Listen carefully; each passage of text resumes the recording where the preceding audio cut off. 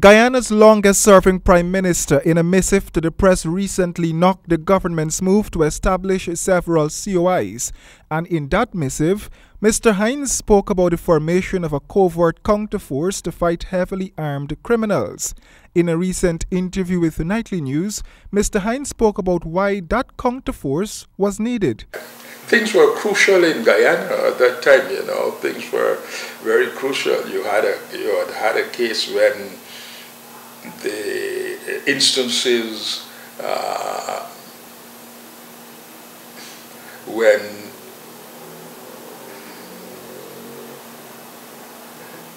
the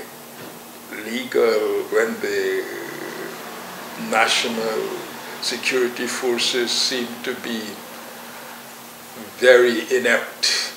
Only last week, President David Granger called Mr. Hines' counterforce comments reckless, adding that it has raised serious questions. On Monday, when I spoke with former President Donald Ramotar, he was asked of his knowledge about the counterforce which the former Prime Minister had alluded to. I spoke to Prime Minister Hines last week, and he said during the early 2000s when we had this crime situation in Ghana, the police force was incapable to deal with that because of some political intervention from the then opposition, PNC, and he said there was a need for counterforce. What does that mean? I don't understand what they mean by that myself, but I never believed that the police force was not able to fight the criminals. I always thought that the police force was capable. The former president said what he thought is that the police were capable of handling the events of that time, but there were persons in the force who were not cooperating.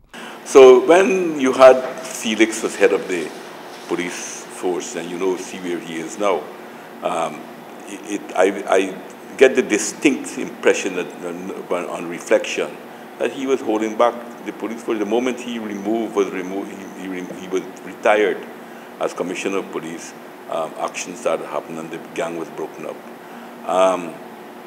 And again, I think Collins, who was head of the army at that time, and then you see where he was, he became an advisor now too. So you could see that they were definitely not doing their best at that time. Mr. Ramotar believes the police were doing a fantastic job at the time.